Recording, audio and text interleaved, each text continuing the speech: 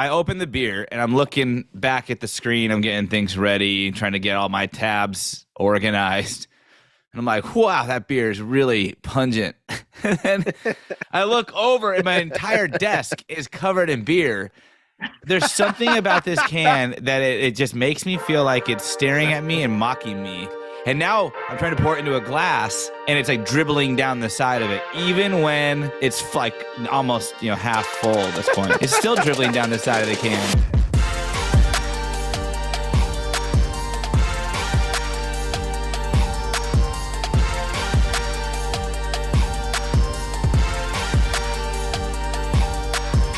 Oh, nice jersey, Benny. Thanks, man. Benjamin Lawrence Sebastian Wehage is wearing a sick West Ham United hat and a dope Pittsburgh Pirates jersey. Spring training jersey. The reflection onto that patch did not. It just looks like a plate-shaped shiny thing. It's really blue. Yeah, why is it not like showing any details? It's just blue. No. Oh. Yeah. Oh, look at the mug I have. Bears beat Battlestar Galactica. Yeah. Nice. Shout out The Office. Yeah. Benny's shout outs are my favorite. Shout out Etsy. Yeah. Their mug collection is very on point. Shout out the internet. The internet. Shout and out Chat TV. GPT. Dude, I love. Oh no! Shut the fuck up. All right. Dude. That's the end of this episode. GPT-4, it's coming. It's here. It's pretty dope. I'm not a fan. I am a fan. We know. I am a fan of a number of people and a number of things. Two people I'm a big fan of. I'm getting to it. God, you are all over me, and we are 2 minutes into this. Jesus Christ. I am a fan of LSU's Angel Reese, and I'm a fan of Iowa's Caitlin Clark, and was a big fan of this year's women's basketball tournament. And I was a big fan of the bracket I came up with.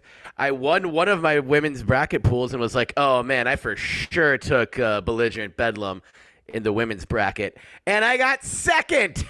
To who? Yeah. Damn it. Oh, I just had it up.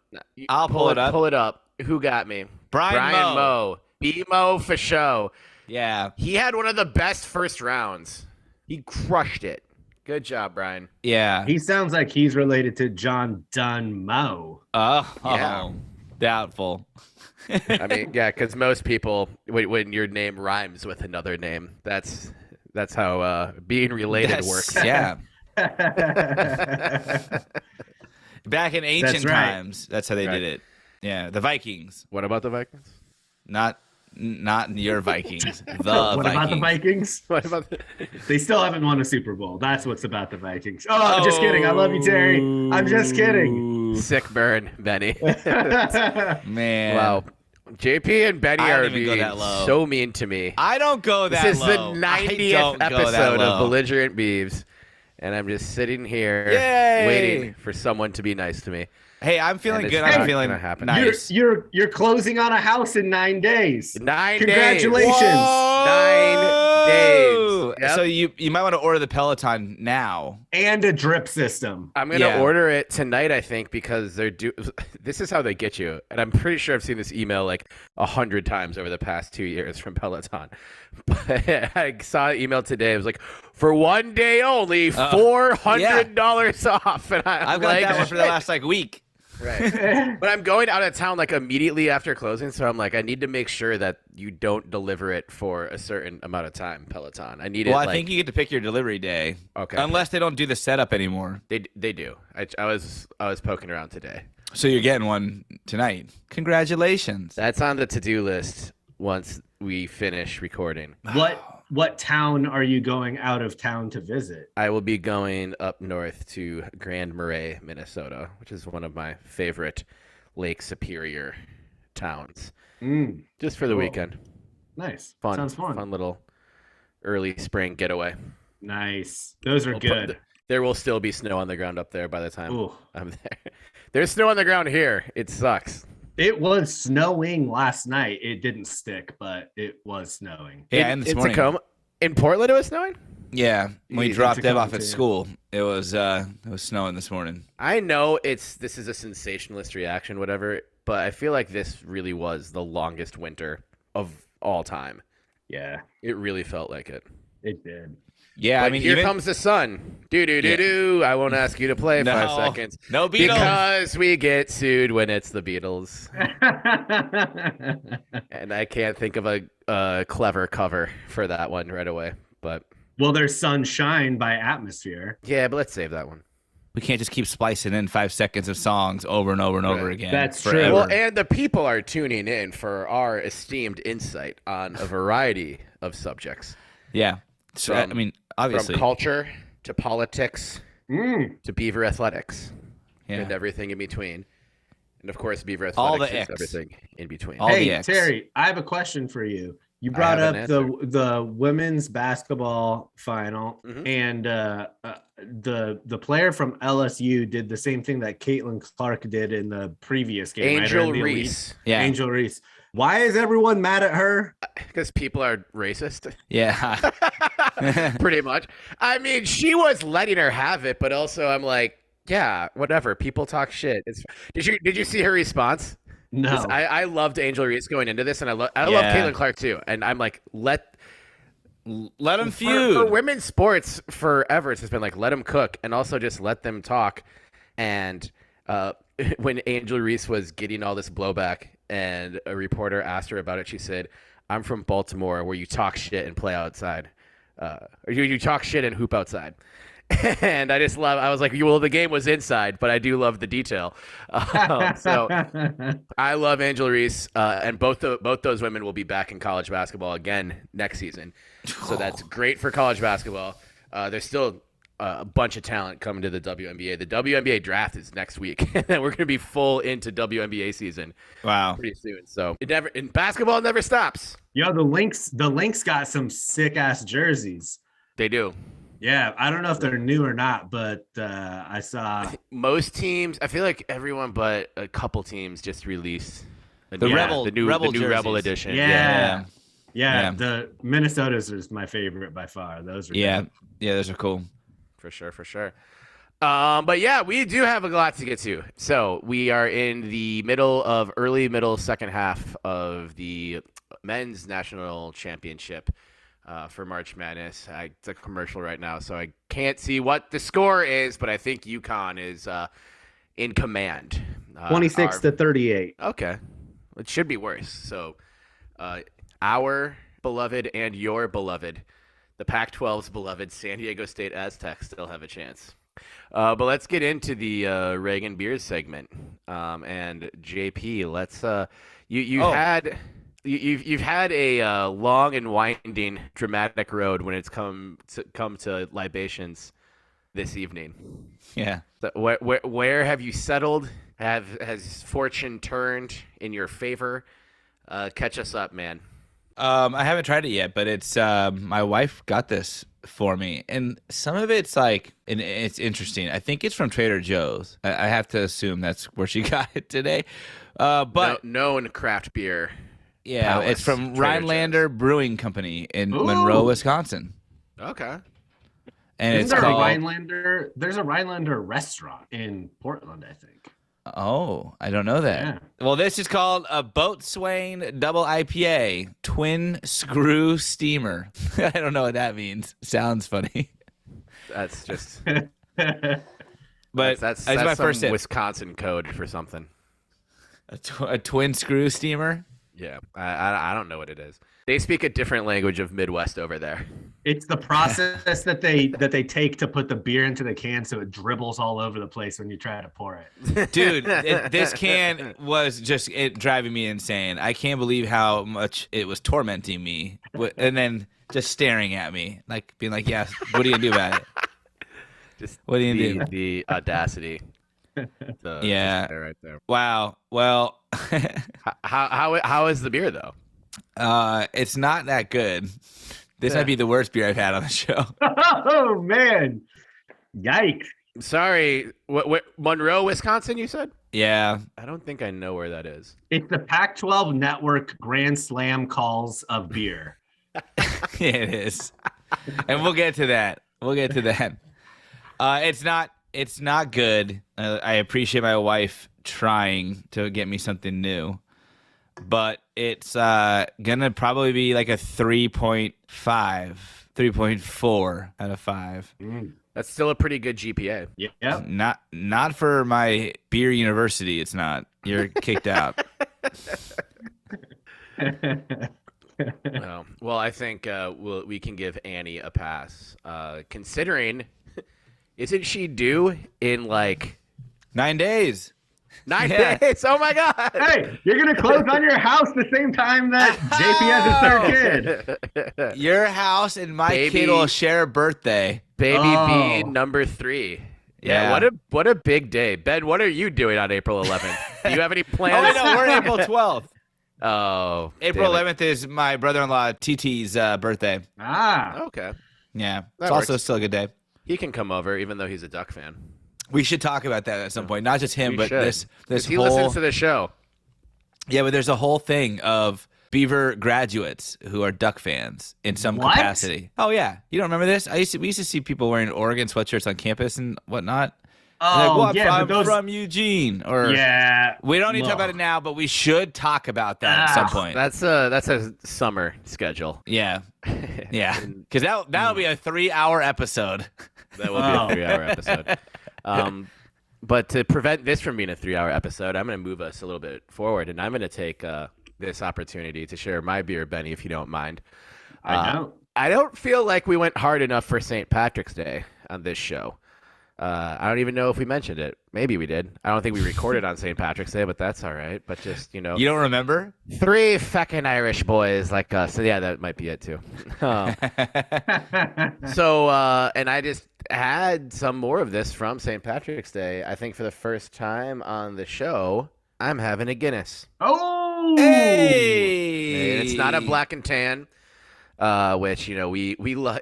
It's honestly kind of dope that we loved black and tans in college. That's kind of an advanced beer thing to like as, an 18, 19, 20, 21-year-old. That we were going to Clods and ordering black and tans. Yeah, we were probably the only people ordering black and tans. They did have a sign for it though, so it's not like we were being dicks and just like. I think we asked for it first. We want this fancy thing. I don't know. Well, remember? Then they came out with the hard root beer. They had black the and hard tan, root the hard root beer, and the same sign. The same sign.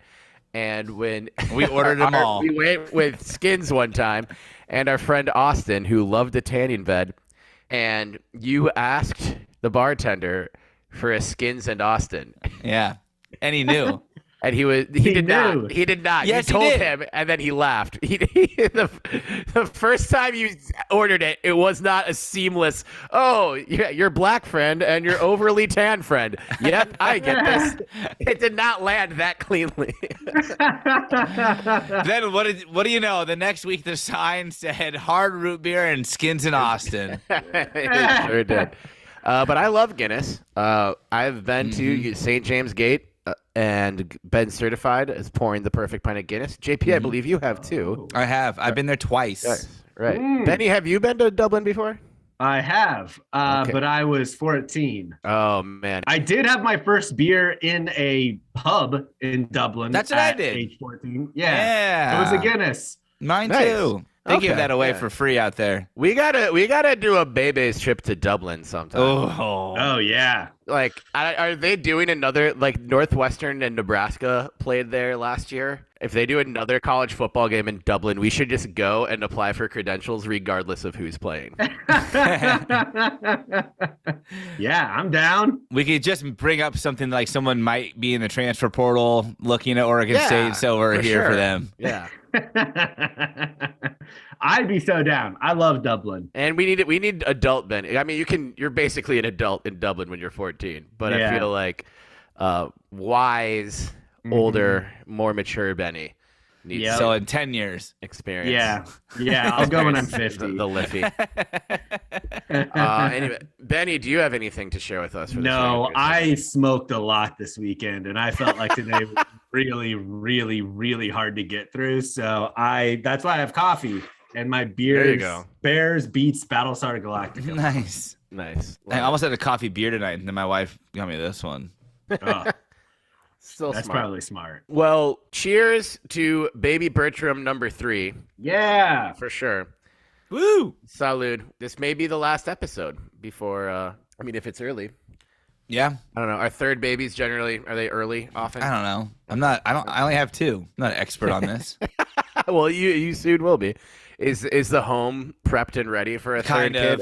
Or at this point, is it just like it's going to be a disaster for the next 18 years, no matter what? Yeah. Like, what can you do? Not the kid. My life. Yeah. The kid will be a little bit of a disaster.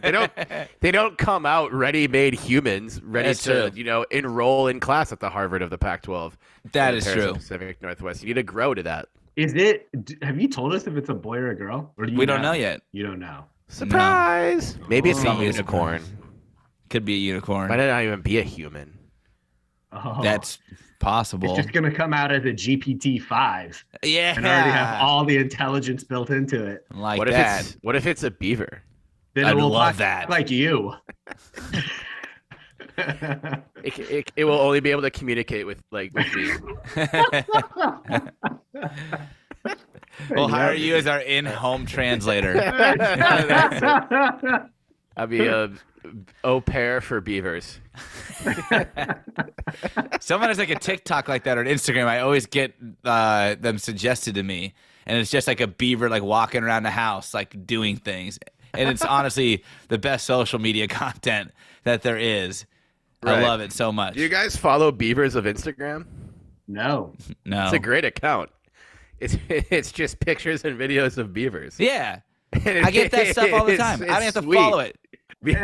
Meta knows me so well that I don't have to follow it. They're like, we know you want this. Genuinely amazing animals. The toast of the animal kingdom, the beaver.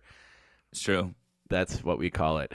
I think. Speaking of beavers. And the toasts. Yeah. Adley Rutschman was a beaver.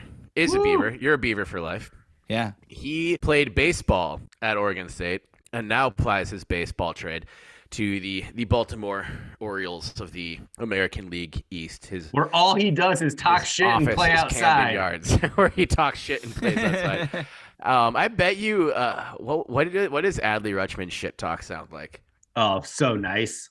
Yeah, but I bet he could dish it. Well, it's almost one of those things you either assume he's really nice, or if you know him well enough that he is nice and he gives you something that's pretty snide, that's coming in like daggers. Yeah. He's a catcher, so he kind of has to be able to talk shit pretty well. That's what I want to know. Like catchers and first basemen, they have so much FaceTime with the opponents. Yeah. There needs to be like a coffee table book about the best conversationalists behind the plate. I'm sure he's already got that one down. But speaking of the plate, on opening day 2023, Adley made 6 trips to the plate. He reached safely on all of them, going 5 for 5 with a home run, 4 singles and a walk, and 4 RBIs as the Orioles beat the shit out of the Red Sox. And the next day, Stephen Kwan, another great beaver, drove in 4 runs for the Cleveland Guardians against Benny's Mariners. And Trevor Larnach is also killing it. Hey, dude. And Michael Conforto hit his first home run today. Michael Conforto hit his first home run for the Giants today, and Larnach also homered today. Dude, so Yuri is a big Yankees fan, right? Like she has family from New York, and so she's always been a big Yankees fan. So we were watching the Yankees-Giants game, and it was crazy. This whole weekend, I was like, oh, Conforto, he's an ex-Beaver. And then we're watching the Mariners games, and I'm like, oh, yeah, Kwan, who is absolutely ruining us, is an ex-Beaver. Adley Rutschman, who's all over the highlights between the innings, he's an ex-Beaver. Like, it was just crazy. The Beavers really showed out for the opening weekend in Major League Baseball. We're going to pay attention to the MLB's batting title for sure this year, which my guy, Trevor Larnach, currently leading. You can call me a homer for a lot of reasons. Literally lots of them. There are a lot. But sometimes facts are facts. And one of those is that Trevor Larnach is hitting .438 right now. I don't care if it's been 4 games. He's been crucial in all 4. The Twins have won all 4. And I bet that batting average will hold up for the rest of the season. And the Twins record will stay the same. I believe the magic number right now is at 158 or 157. And I don't see a loss on the schedule. Wow. as of yet. So you are like one of 2 teams remaining undefeated at this point. It's us and the Rays. Oh, the wow. only 2 4-0 teams. The Rays. I love it. Oh, man. If we still played in the Metrodome, that would be hilarious. Yeah, it really would. The 2 teams that don't play at actual ballparks. I was going through a YouTube video that was ranking Major League ballparks and having Oakland. Shouldn't even mention the Trop. Oakland and Tampa Bay were so far down on the list. It was crazy. But I didn't realize that places like Miami or Dallas, which has a retractable roof and is, technically considered an outdoor stadium, they play like 5 games a year with the roof open. Yeah. I didn't know that. That's crazy. I don't really understand why even bother. You're just like, you're just pleasing traditional baseball fans who are like, you can't have a baseball field inside. Yeah. Like, all right, fine, we'll put a $2 billion retractable roof on it. Retractable roofs are so expensive. Yeah, it's insane. Right. Like they had to have known they're not going to open it very often. It's going to be like 38 degrees during the Twins home opener on Thursday, and I'm going to go, and I'm still excited about it. Yeah. And it's charming because it's only like that for like the first, week or 2. Yeah. It'll be fine. Everyone's too big of a baby these days. Offended by retractable roofs, offended by Angel Reese talking shit. Just lighten up, everybody. Yeah. Offended by Adley Rutschman taking shits, or whatever that graphic looked like it said. Wait, what? It was so Adley. He was the first catcher with 5 hits on opening day ever. Yeah, or since 1900. No, 5. No, yeah. I mean, so ever. Well, come on. The game was different 123 years ago. It sure was. But JP, you are the man who introduced me to Charlie Haas, Old Haas Radburn. Old Haas. I miss that guy. He was a good Twitter follow. 59 wins in 1884. Yeah. So we recognize baseball at the turn of the century. That's true. Turn of the last century. Yeah, right. The one before the last one. I just don't know if they actually had catchers as they did, and they didn't have catcher's mitts. They count with their hands. They just threw the ball against the backstop as hard as they could. The book that was in our bathroom, JP, the book about Old Haas Radburn, I read that thing cover to cover. It was such a good book. For decades, catchers didn't have catcher's mitts. It was just all right. And they showed the pictures of the catcher that Old Haas played with on the Providence Grays, and it was just like his hands looked how you think they would look. Yeah, like they had a mitt so growing disgusting. Inside them. Imagine the worst hands possible and multiply it by another few factors because it was Hey, disgusting. Speaking of worst possible, how about that home run call you talked about, Benny? Oh, God. Dude. A grand slam, no less. A grand slam. What I don't understand is it was Pac-12 Washington that was broadcasting again. Let's catch the listener up on what we're talking about. We've now shifted gears to the Beavs. Travis Bazzana hits a grand slam in game 2. In game 2 of the Beavs doubleheader sweep against the Huskies. Are we going to get audio for this? Yeah. Nice. Let's do it. Yeah. So this is Pac-12 though. This isn't like University of Washington's hometown. Okay. I'm pretty sure this is a Pac-12 stream, not an UW live stream. All right, ready? Yep. And Bazzana lifts this one deep to right. Heads up in Union Bay. A grand slam from Travis Bazzana. His second home run of the season. This one's good for 4 runs. No and shit. And the Beavers take a big lead in the second. It's kind of like someone was tickling his feet. Play it one more time. I really think someone was tickling his feet and he was just trying not to laugh. And that's why he had to sound so serious. Play it one more time. And Bazzana lifts this one deep to right. Heads up in Union Bay. A grand slam from Travis Bazzana. His second home run of the season. This one's good for 4 runs. And the Beavers take a big lead in the second. See, when he says 4 runs, it's like he's trying to laugh. Either that or the person next to him is like, dude, are you serious? What is happening to you? This is like the call of the game. Well, it's second inning, I guess. Yeah, but it's a grand slam doesn't happen every game. This dude sounded annoyed to even be bothered to open up his mouth to talk about the play. How dare you expect me to talk about this baseball game that I'm being paid to talk about as it happens? Yeah. I kind of like it. No, that is mainly because it's the opposite. I don't know. I would like it if it was UW's stream. Then I think it'd be hilarious. Yeah, I would hope that we'd do the same thing if it was our stream and some heads up team in Union Bay. Yeah. Watch out, ROTC building grand slam. That'd be me if it was an opponent at. Well, no, there's no more ROTC building there, but. When the Cincinnati Reds guy was apologizing for using homophobic slurs on the air, and it was during the game, and he was just making excuse after excuse after excuse, and then I think Castellanos. Yeah. It's what I did was unthinkable, unforgivable, and there's a drive out to left by Castellanos, and that will tie the ball game. And there is no place for homophobia. And you couldn't have just ignored Castellanos once. There. You guys want that clip? I'm on the clips right now, man. Yeah, I want to hear that clip. I haven't heard that clip. You've never heard this clip? You've never heard that clip, Penny? Are you serious? So. Okay. I made a comment earlier tonight that I guess went out over the air that I am deeply ashamed of. If I have hurt anyone out there, I can't tell you how much I say from the bottom of my heart. I'm so very, very sorry. I pride myself and think of myself as a man of faith. As there's a drive in a deep left field by Castellanos, it will be a home run. And so that'll make it a 4-0 ball game. All right. Oh, man. Ooh. I mean, that's a dark turn. But wait, did Tom Brenneman get hired by Pac-12? Is that are those the dots we're connecting here? He was more excited about that home run than what the announcer for Bazzana was. Heads up in Union Bay.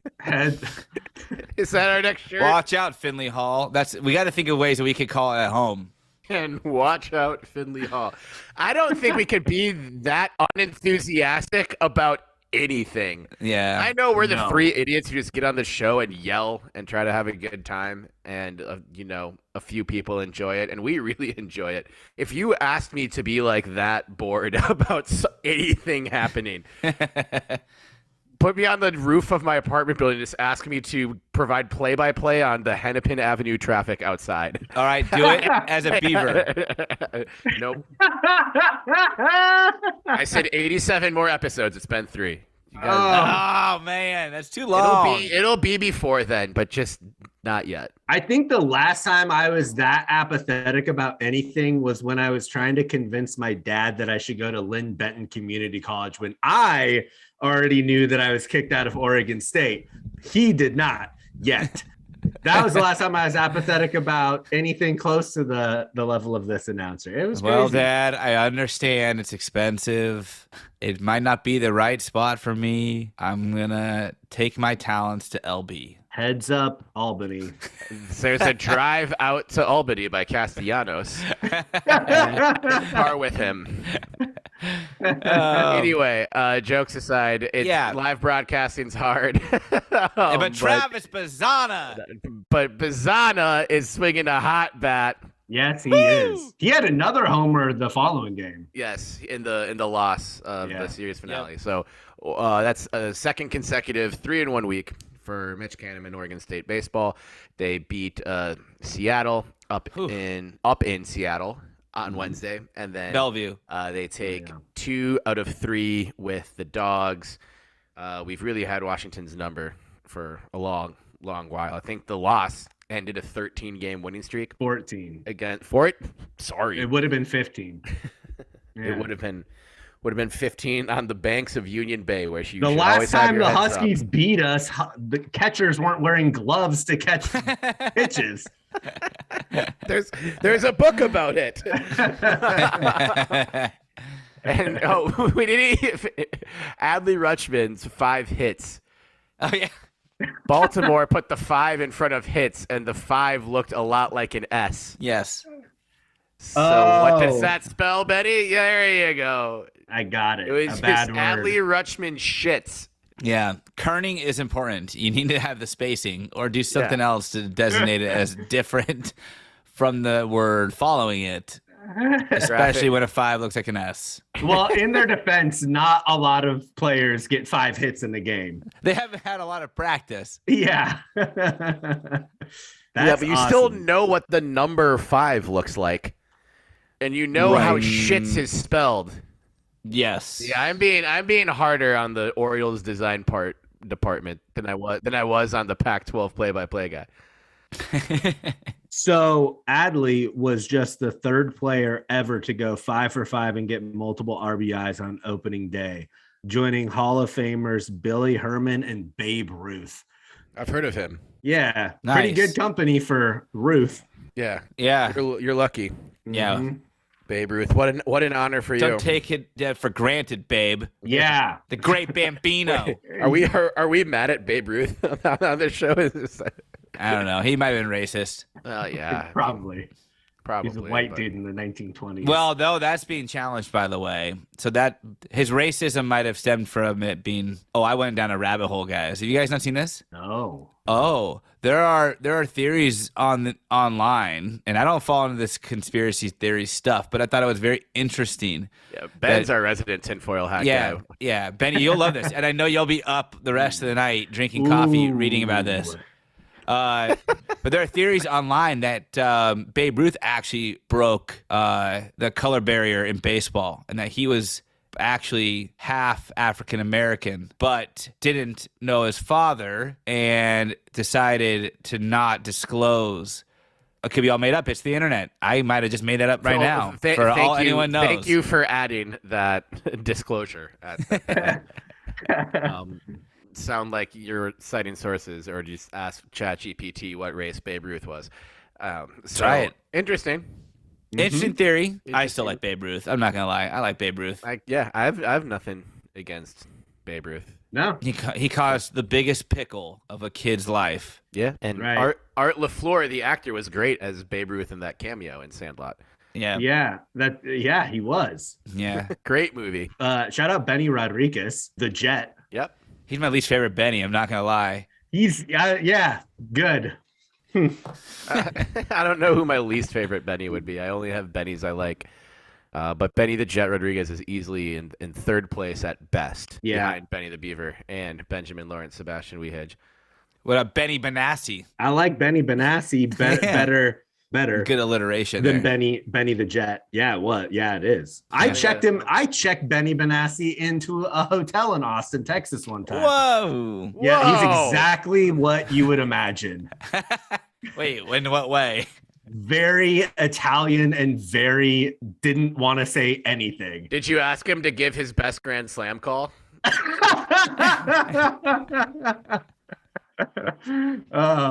Well, someone who didn't give up any Grand Slams this weekend is Oregon State softball pitcher Ellie Garcia, who tossed a complete game shutout over the University of Oregon Mallards / Ducks and blanked them 4-0 to give the Beavs a win in that series, coming off of a game where the day before when Oregon State lost 2-0, but Garcia pitched to beauty and pitched the whole thing and just didn't have the run support to get the win.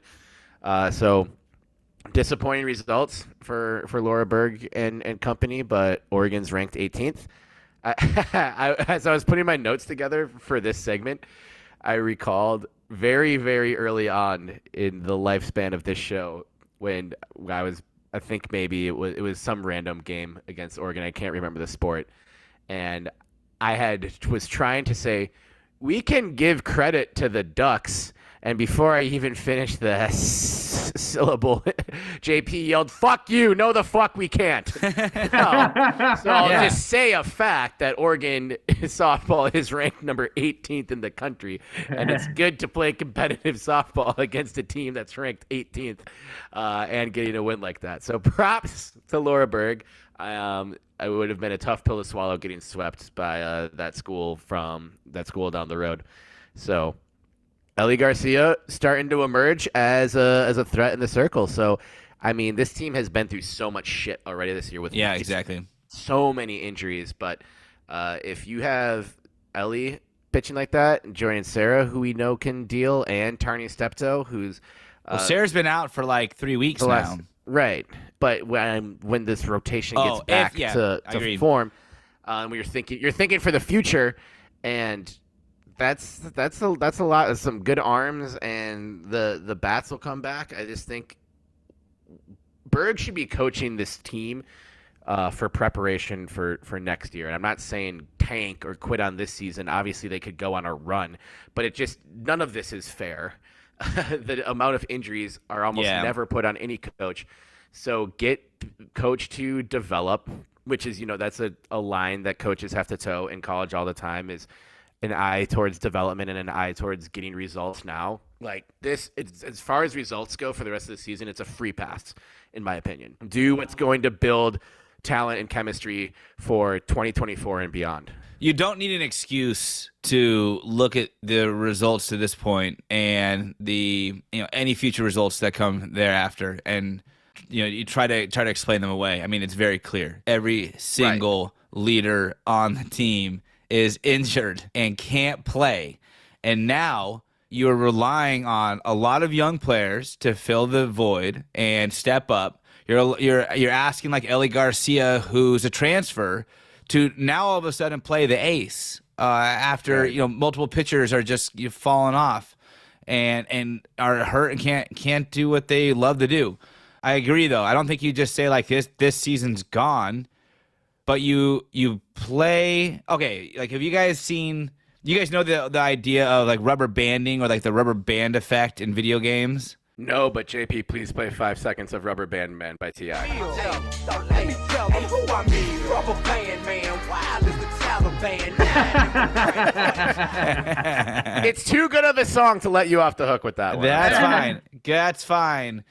Okay, so like rubber band effect is essentially the idea that if you want to keep things competitive, you need to kind of fall back before being slingshotted back ahead of the pack again. So what I think is happening right now is this is just reality doing a little rubber banding with us after our fun run last year, giving us a bit of reality check, taking us back down to earth, letting us, though, rubber band effect ourselves back to the forefront of the pack next season, because all the experience that these players are getting right now will pay massive dividends at any point when they need to step up next year after the return of some of the veterans and their health, comes back for them as well. I like what I've seen still from this team. They still are fighting. They're still obviously really happy about getting the W over Oregon. Like you said, Terry, they're ranked. Fuck them. But it wasn't an easy victory. Don't fuck up and give them credit now, JP. No, you've got a brand to protect. I do. So we're rubber banding the rubber band. Would you call that triple stamping a double stamp? Yeah, kind of. I could. You could. Anyone could. I just think, though, let's see what happens the next, 4 series, and then hopefully just get people healthy and look for the future. I don't know what you really want to do. You don't want to risk other future potential injuries over these next 4 series, but I know that these ladies want to play. They want to compete. Coach Berg does not want to fuck around either. She wants to win. So you're in a tough position right now, but I do think that the future is extremely bright. For sure. And I think, Terry, to your point about there always being a fine line to walk with coaches in college sports and wanting to develop, but also living in, the era of what have you done for me lately.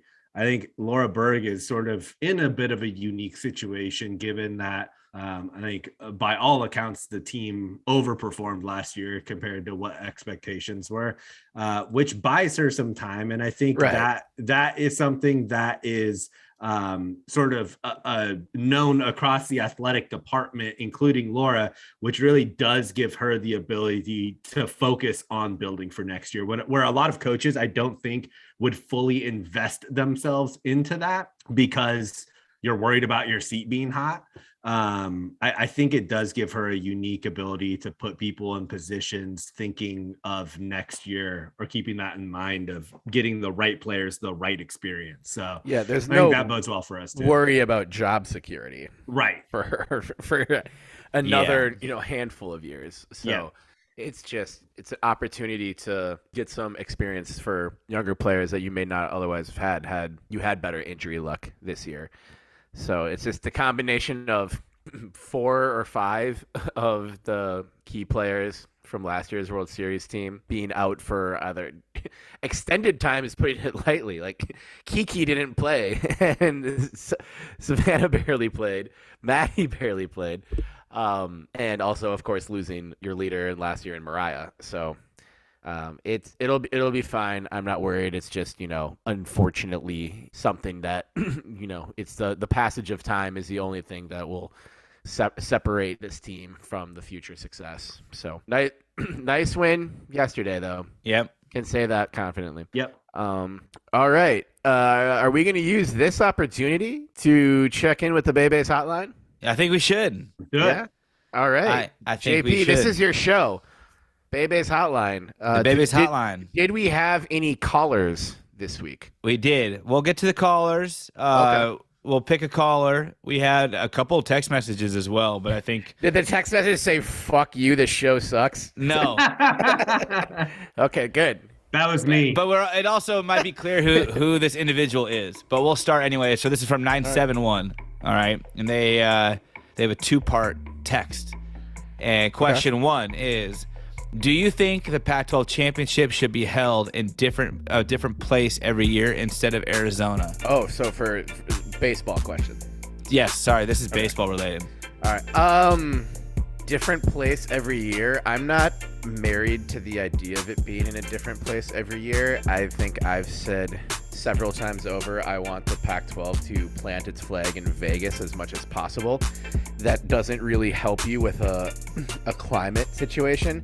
And I'm also, I'm unsure what kind of stadium that UNLV baseball plays in. And it's not one of those things that I'd be like, so the Minnesota Gophers play the beginning of their season at US Bank Stadium where the Vikings play because it's winter. And it's like kind of funny, but I didn't know that. It's not a great atmosphere. I want to see videos. Yeah, you can look it up. They got like a 40-foot right field wall? Like, how's this work? There's a big section of the stands that are retractable. So the stadium was built with being able to host baseball in mind. What? And, yeah.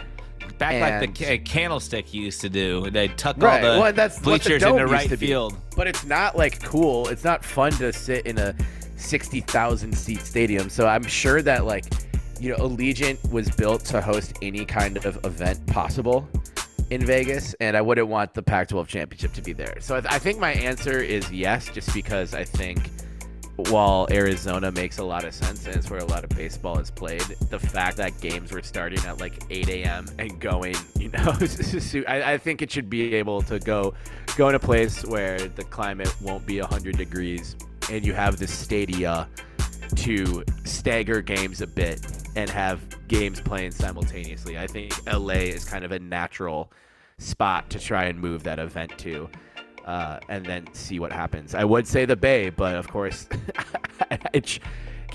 advancing in that tournament should be a reward, and I don't want games being put in the Coliseum. Yeah. My respect for the Oakland A's organization. What about AT&T?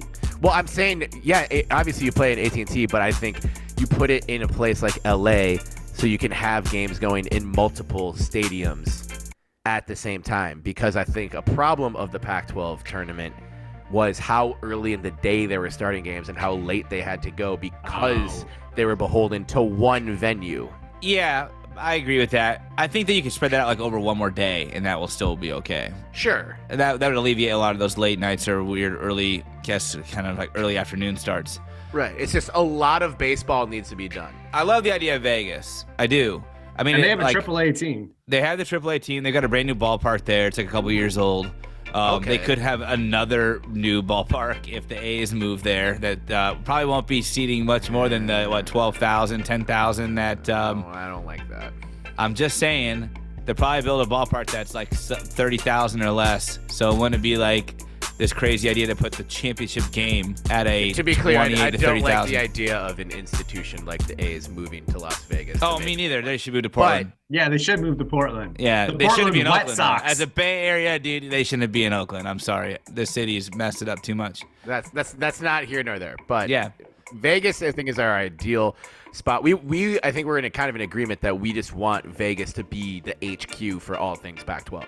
Yes, I think so, but again, I think the climate issue I mean, you're playing that at the end of May or that's why they call it a hot take, Benny. Hot take. But teams play AAA baseball there. It's true. Yeah, but they play games at night, not at for 3 o'clock in the afternoon. But I think, you know how fucking hot it gets in Omaha, Nebraska in midsummer. Like it doesn't get to 115. Yeah, no. Arizona is like not. I mean, you'll get some freak days like that in Vegas in the summertime, but Arizona is like that's like consistent. Yeah, I think honestly, and this is biased, but do it in a place like Seattle. You have perfect weather that time of year. You have a retractable roof. I mentioned Seattle last year. But here's what I think you have to do. I think you have to throw a little bit of money at it. You have to throw some marketing behind it and make it an event. And is it held on Memorial Day? Yeah. Is that the weekend? I think it is the weekend. Yeah, it will be that weekend this year. If you can make it a thing that people want to go to, I think that's the key. So putting it in Seattle, offense, no one wants to go to Seattle on Memorial Day. That's true. So Seattle. Okay, but put it any day. then the Bay, like the Bay would make a lot of LA, sense. That's why I think they did Scott. But the thing is, like, you can't have a big empty stadium. LA makes the most sense to me from like logistics right now. But like then you're gonna have like, what are you gonna like block off the whole upper deck and second level of every stadium? You have that problem in the Bay too. Oh, I'm not saying to go use those, and you need to find a venue that is 10 to 12,000, maybe 14,000. If you're really trying to make it like an event that seems like, whoa, shit, this is really exciting and fun. Like being here, the atmosphere is amazing. Not like, oh, they shoehorned this thing into a stadium that doesn't work. The same thing that happens if you play at a football, or the same reason why when you play a bowl game in a weird stadium and no one shows up. Like I think Seattle's you could put a bunch of those like playing games and early games just at UW. Yeah. And the quarterfinal, semifinal championship could be at Safeco or T-Mobile or whatever the fuck it's called now. And yeah, so like you probably wouldn't get a crowd until maybe the championship, realistically. But I mean, it functioned. I don't even know how big the crowds were in Arizona last year. The problem that you run into is that the teams that are most likely going to be doing well in that tournament are going to be hosting regionals like the following weekend, right? And so it does make it a little bit difficult. But again, like I think if you put it in a place that is easy to get to, so like Seattle, the Bay, LA, and put some marketing behind it. Vegas. Yeah, sure. There's no easier place to get on the West Coast than Vegas. If they do Vegas, I want there to be a sports book in the stadium. So only demand. It's very easy. Yeah. All right, and let's finish up the question. Question number 2. This might be a dead giveaway. Is Ryan Brownie? Shout out Brownie, the best closer in the Pac-12 because his dad is so good looking? Yes, that is 100% the reason. All right, well, for sure. There you have it. 971. They did say, or is Ryan just that damn good? It's a little bit of both, I think. Those Brown boys are making it difficult for the rest of us. That didn't sound good coming out. Ryan Brown and his dad make it. Benny, wow. I didn't mean it like that, Terry. Stop making me feel bad. Terry, stop. Get your mind out of that spot, Terry. UNLV does have a baseball team, and they play at Earl E. Wilson Baseball Stadium, which looks kind of nice. Is this where everything out there is nice? Is this where the AAA team? Who's the AAA team that's in Vegas? They play at the Las Vegas Stadium. Or Aviators. Yeah, now they're the Aviators. So there's 2 ballparks then. Yeah. Boom. Done. I like it. Vegas is my answer. Vegas is it. Yes, it should be in the same place every year, and yes, that place should be Vegas. It's a nice. It's small, but yeah, that'd be a good crowd. They could build some more stuff there. Hey guys, this was another one on the hotline, and then we got to move on. Okay. Stop looking things up. Hey guys, it's Linda. So here is my question. As you know, I'm kind of new to being a baseball fan, even though I took stats in middle school, which were horrid, I'm sure. But this is what I want to know. So why do the batters, like someone like Forrester, they get up to bat and they lean back so far, they look like they're going to tear their back out before they bat? Why do they do that? That's my question. All right, so I can't decide if she's talking about they step back in the box really far back, but then she said they're going to throw their back out. I think it's when they grab the bat, they do the big lean back. Like, I think it's just to just loosen up the torso. Yeah. I don't know enough about batting mechanics to answer. Thank you for the question, though, Linda. I think it's mainly just to take up space in the batter's box. Put your body into a nice power stance, and move back to get enough forward. If it's the moving back in the batter's box part, I think it's to put yourself in that position to create enough, forward motion, especially. Well, no, being back in the box gives you enough time to see the pitch. Gives you that extra split second. Yeah. As being the the only person to hit a home run in my 6th grade Little League league. So are you the only person? JP, did you hit any home runs in 6th grade or later? Dude, no, but in 6th grade, I almost hit a home run off Daniel Descalso, but it went foul. But it was fair, but they said it was foul. Oh, bullshit. That's World Series champion Daniel Descalso, by the way. I've kicked a home run in kickball, but so Benny, you are the most seasoned, decorated power hitter among the three of us. Wow. So your answer is gold. Yeah, I think it's just loosening up. It's a mind game with the pitcher, and I think if you slow it down, you don't move, you get all like locked up. So yeah, you want to constantly be moving around, and that is the expert opinion right there. Yeah, and no subtle racism in that response. Thank you. Edit that shit out. Oh, Benny. I think edit where Terry was being so racist. Yeah. Don't worry, Terry. I edited that out for you. You're in the clear. No one knows. You edited nothing because there was nothing to edit. Dun dun. All right, that's the end of the Bebes Hotline. That's the end of the Bebes Hotline. Nice. For tonight. Thank you. Not forever. Thank you for that hotline bling. And sorry if we didn't get to your stuff. There were a few that we couldn't get to, so we do appreciate you guys writing in, calling in. But we have to remind you, if you call while we're recording, we will answer, and we will talk to you live. Ooh, while it's a risk. Recording. No, it'd be fun. We change our recording time every week, so you have no idea when is a safe time to call and not be ambushed on live podcasting. Yes, live delayed podcasting. UConn's going to win the national championship. Oh, man. I really wanted San Diego State. So I picked them to lose to Iona in the first round. Wow, Did you? Pac-12 hater. You Pac-12 No, I picked hater. UConn to lose to Iona in the first round. Oh.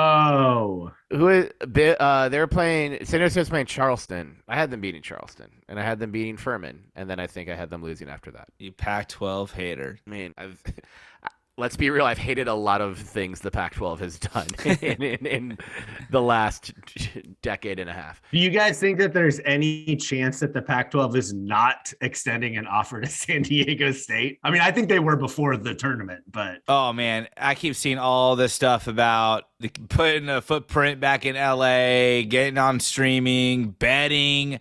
Dude, literally everything we were saying in July is like what the talking heads are covering now, and it's kind of infuriating because I'm not mad at the reporters or the people covering it by any means, but it's like they're covering it because this is a topic that's clearly being floated in some capacity internally in the Pac-12 conference. Yeah. Right? So the Pac-12 is talking about these things. That's why it's getting reported on. And it's been like 10 months since we proposed that same shit. Yeah. This is why we're starting our own conference. We're always a step ahead. Yeah. The own conference by the Belligerent Entertainment Network. Ben. Or Ben, the Ben for short.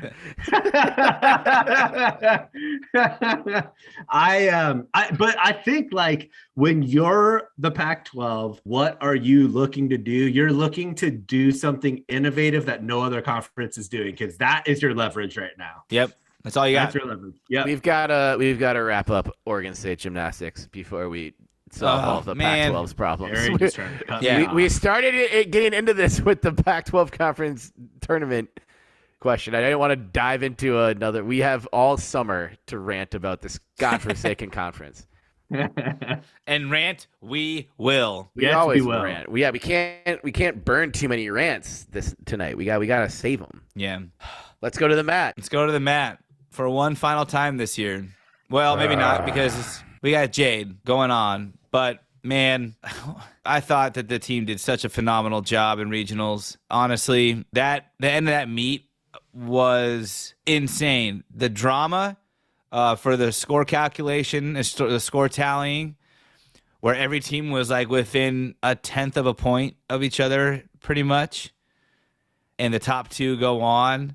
There were two that were at least initially tied. The Beavs were done and waiting for other results, which also added to the drama. Unfortunately, we finished fourth in the meet. Only the top two move on to national semifinals. And it was Denver out of nowhere who in their final rotation jumped from down, while they're live calculating down, to first. And then that plunged everyone into chaos, really.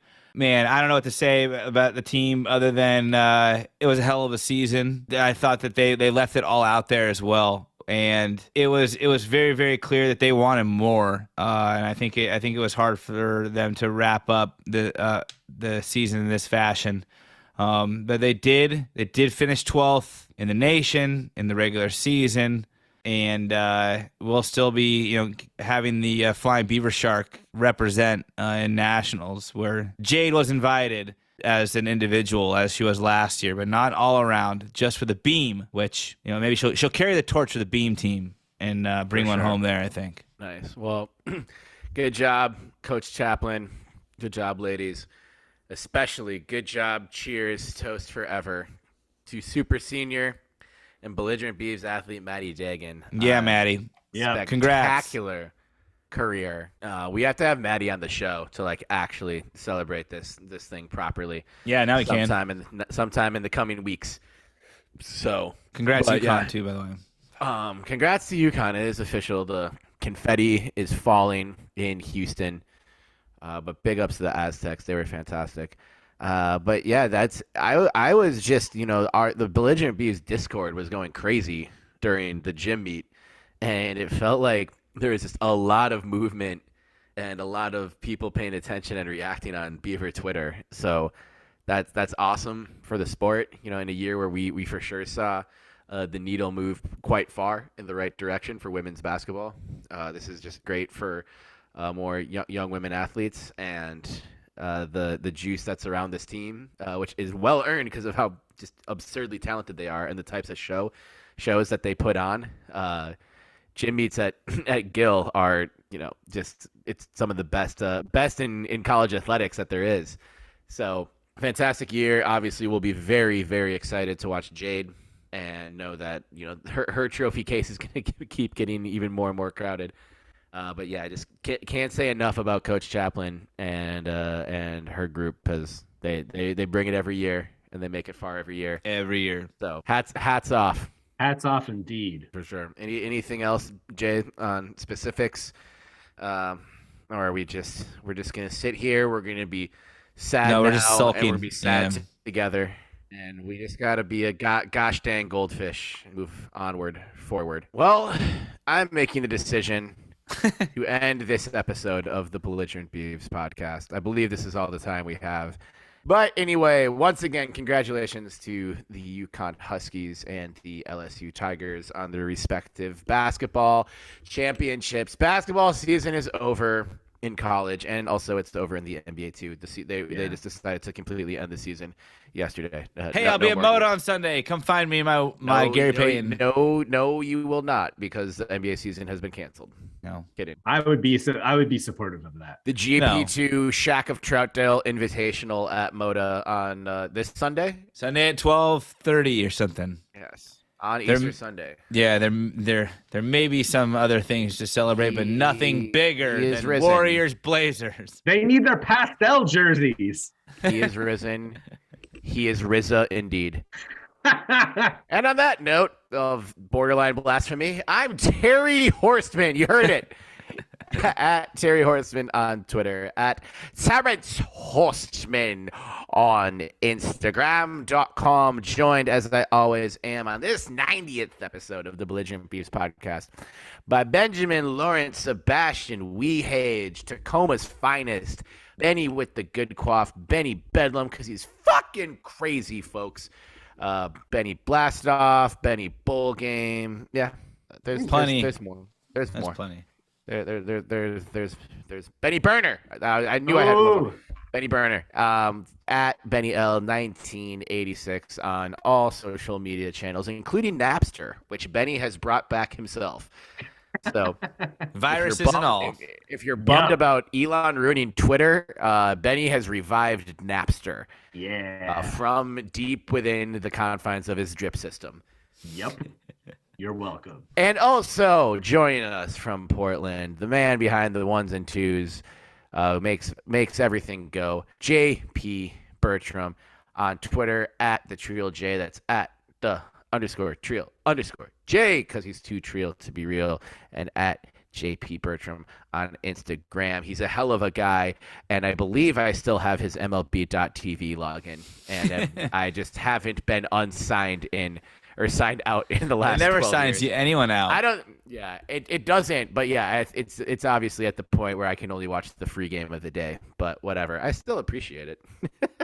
Wait, what? And do you still pay for full MLB.TV? Oh, then maybe I am signed out. Ooh, probably. We should talk offline. Join the Patreon for JP Bertram's exclusive login to MLB.TV. And follow us on Twitter at Belligerent Beavs, at Belligerent Beavs on Instagram, Belligerent Beavs on Facebook, Belligerent Beavs on Mastodon, Belligerent Beavs on ChatGPT69 nice. And nice. Yeah, it's Australian for noise. Please like, subscribe, rate, review on Spotify, Apple, Stitcher, and wherever else you get your podcast. I don't know what else people are listening to these days, but yeah. Google Podcasts? I don't know. If you're hearing me talk right now, then you're listening to the podcast. So please give us a 5-star review, especially on Spotify. That would be very much appreciated. Leave your phone number. Terry will call you. Leave your phone number. I won't call you. Call into the Bebes Hotline. Leave us a message. You can swear, but you have to be nice. And send us a text message. It can be not safe for work, but it has to be nice to us. Like, you can be like, hey, this other shit sucks, but you guys are cool. And we'll send a sticker to whoever sends exactly that. Oh, yeah, that's a good idea. Exactly, we got good new stickers. We do. The new stickers are dope. Yeah. Find those and more at belligerentbeavs.com/merch. Go Beavs forever and ever. And always remember, you can't spell chop 'em without hope. So chop 'em. Chop 'em. Chop 'em. And bring back Bernice. And heads up, Union Bay. One shining moment.